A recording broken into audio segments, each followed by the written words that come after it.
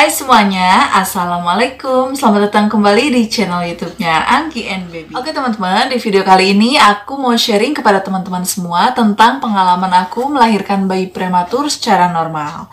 Dan nanti juga aku bakal kasih tahu kenapa aku bisa melahirkan bayiku secara prematur.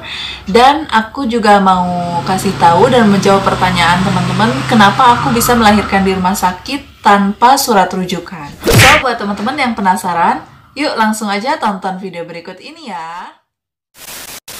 Oke teman-teman, jadi sekarang aku mau ceritain dari awal ya teman-teman, kenapa aku bisa lahiran secara prematur. Jadi pertamanya tuh pas waktu bulan Ramadan, tepatnya tuh pada tanggal 26 April 2020. Tepatnya setelah azan subuh, itu aku tiba-tiba pecah ketuban dini. Jadi pada saat itu usia kandunganku baru aja menginjak 34 minggu. Dan kalau nggak salah 34 minggu itu adalah 8 bulan ya teman-teman. Kalau misalkan aku ada salah-salah ucap, mohon dikoreksi ya teman-teman. Nah, dari situ aku langsung bilang nih ke ibuku, karena memang aku belum ada pengalaman apapun, dan ini adalah suatu proses kelahiran yang pertama. Memang sebelumnya aku pernah hamil, cuman waktu itu aku sempat keguguran, jadi ini adalah kali pertamanya, dan aku masih awam dan nggak tahu sama sekali. Dan untungnya pada saat itu aku lagi tinggal di rumah ibuku, jadi waktu itu aku lagi tidur di ruang tengah, dan di sana juga ada ibu dan suamiku. Nah, pada saat itu ibu dan suamiku lagi pada nonton TV ya, karena memang udah beres sahur, lagi nunggu azan dan mau sholat. Nah, tiba-tiba aku keluar cairan kayak ceret gitu, kayak semacam kencing tapi nggak dikeluarin, tapi keluar sendiri kayak muncrat gitu. Nah, dari situ aku langsung tanyain ke ibuku, "Mah, ini aku kayaknya kencing deh, tapi kok aneh ya, aku nggak ngerasa ngeluarin air kencing gitu." Nah, dari situ ya udahlah, aku tidur lagi. Nah, nggak lama kemudian keluar air lagi nih, ceret. "Mah, ini beneran loh, kedua kalinya aku ngeluarin cairan itu lagi." Dan kata ibuku, coba-coba langsung periksa, lihat ke kamar mandi, lihat cairannya warna apa, terus licin atau enggak." Nah, dari situ aku langsung pergi ke kamar mandi, dan dilihat ternyata airnya nggak licin gitu ya. Nah, nggak lama pas aku keluar dari kamar mandi, di situ aku ngeluarin cairan lagi, tapi ini cairannya agak banyak ya teman-teman. "Ma, ini kok keluar lagi cairannya?" Pas aku lihat ternyata airnya udah keluar banyak, terus pas aku pegang pun itu cairannya memang agak licin ya teman-teman. Nah, dari situ ibuku langsung bilang bahwa oh, ini adalah air ketuban.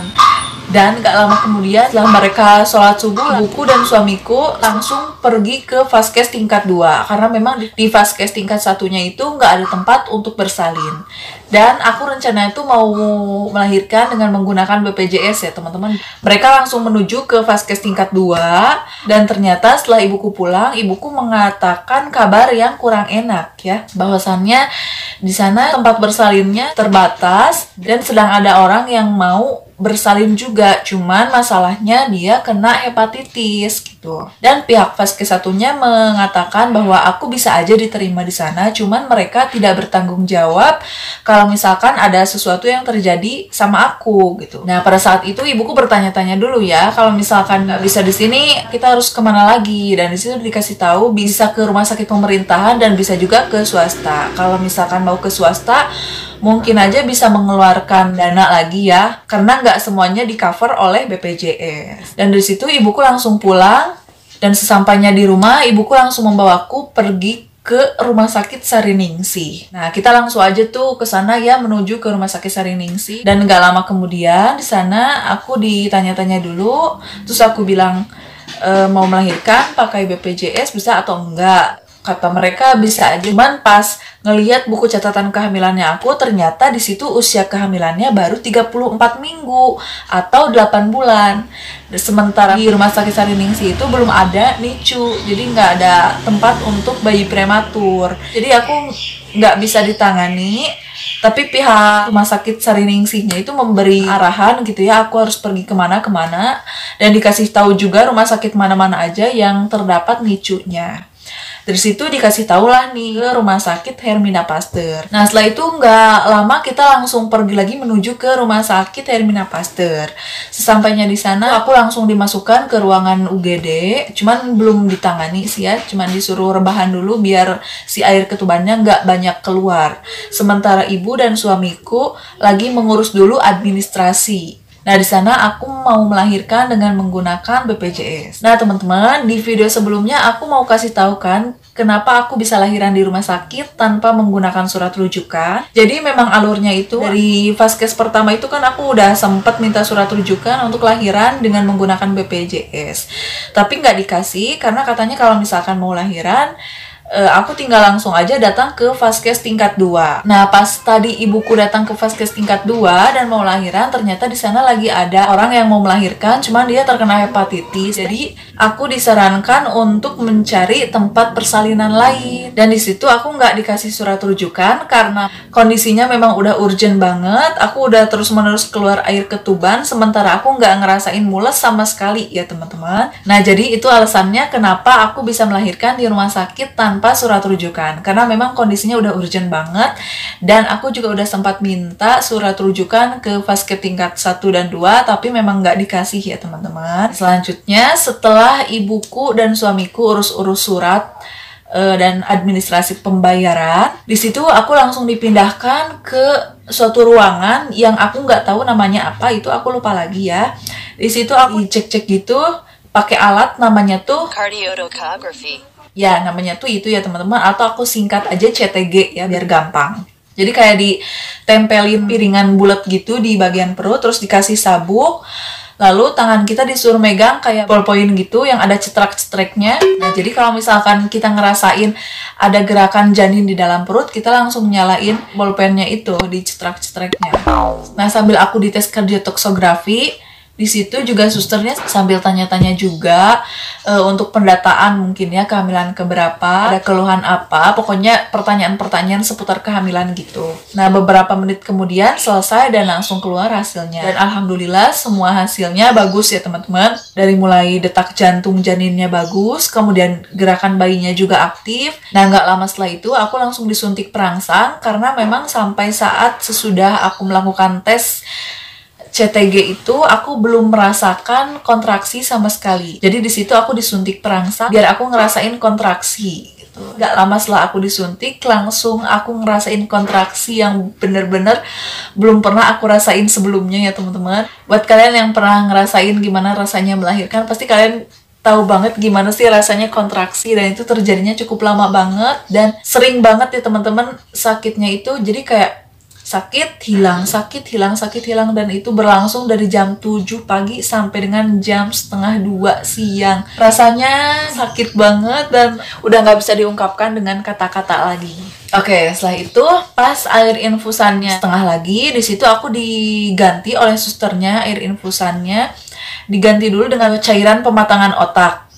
Karena memang pada saat itu usia kandunganku baru 8 bulan, lalu aku disuntik di lengan kanan di bagian sini tepatnya, disuntik untuk mengetes alergi obat atau enggak, dan hasilnya negatif ya teman-teman, aku nggak ada alergi obat sama sekali. Setelah cairan pematangan otaknya habis, kemudian ganti lagi dengan menggunakan infus sisa yang tadi.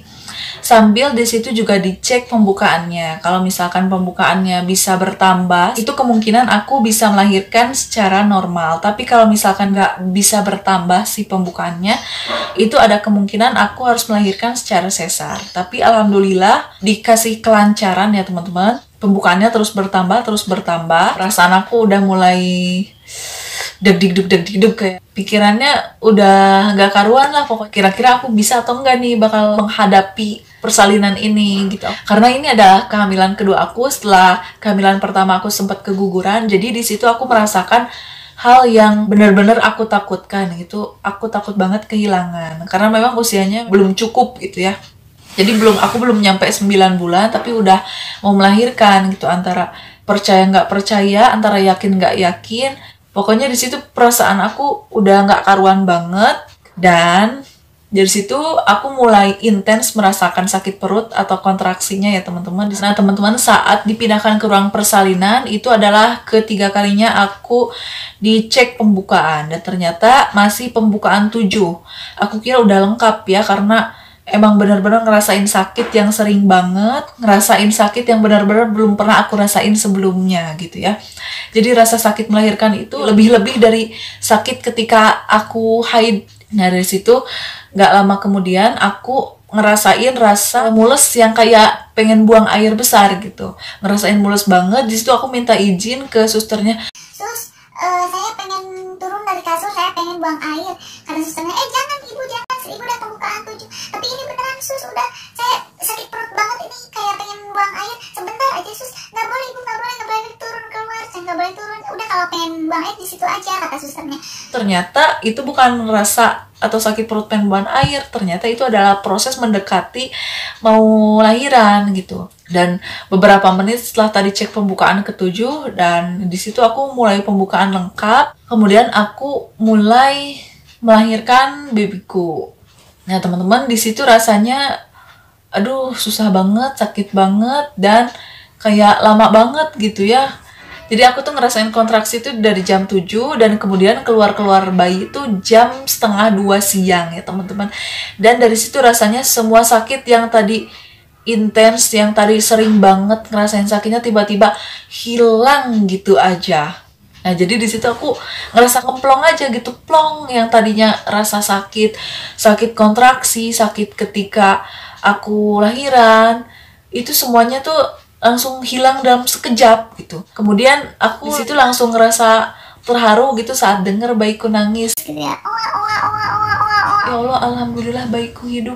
Karena memang aku pikirannya tuh negatif terus ya teman-teman. Aku nggak bisa berpikiran positif karena aku udah pernah kehilangan di kehamilan pertama aku, dan aku sangat takut banget kalau misalkan aku kehilangan lagi untuk yang kedua kalinya. Nah di situ aku ngerasa antara seneng, terharu, sedih, bercampur aduk, semuanya jadi satu. Dan di situ dokternya langsung ngebersihin dulu, dokter susternya langsung ngebersihin dulu bayinya, kemudian mereka kasih ditempelin di dada aku.